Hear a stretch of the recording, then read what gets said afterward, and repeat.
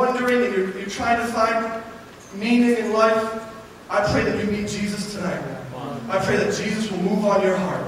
I pray that you will begin to see the reality of who Jesus is and how much He loves you. But tonight, I want to speak directly to those of you who have said, my life is committed entirely to Jesus. Those of us here tonight who have made the decision to follow Jesus with everything we have, I believe that Jesus is speaking to us in these two stories. And here's the reason why. Let's begin to look at the meaning of these stories. We see the first story is a man who's in a field and he comes upon this treasure of great value. And he wants it so much, he wants it so badly, that he goes and sells everything he has so that he can buy the field and therefore own the treasure that is in it. I mean, this treasure must be awesome. This treasure must be amazing. If this man is willing to go sell everything, his house, any animals he has, whatever, sells everything to buy this field just so he can have this treasure. It must be incredible. And so the question is Jesus just talking about some guy who randomly found a treasure one day? No. Jesus is talking about something deeper. And so if we think about it, we begin to look at it, what is Jesus talking about? Well, first, the field. It represents the world. It represents everyone, all of us, every person who has ever lived is the field.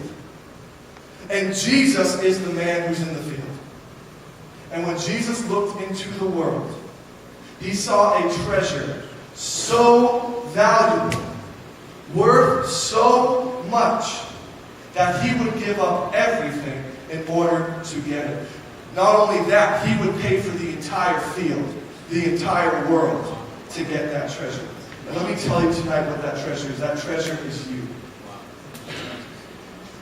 Jesus looked into the world and He saw your face.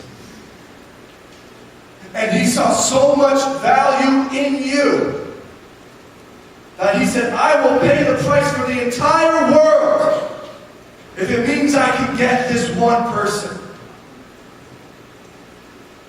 You see, the thing is, every one of us deserves to pay the price of sin.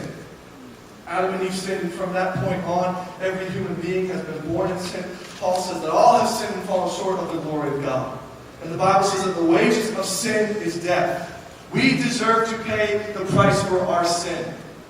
But Jesus looked at you, loved you so much, valued you so much that He said, you know what, I will pay the price for the entire world's sin in order to get them, in order to save them.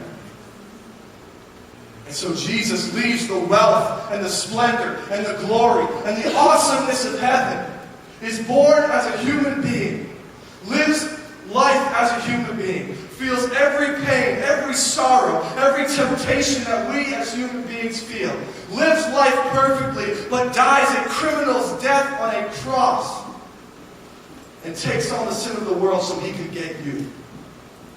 Because when He looked into the world, when He looked into the field, He saw a treasure that was worth the price of the entire thing. And He paid it so that He could get you. But not just you, the person next to you as well.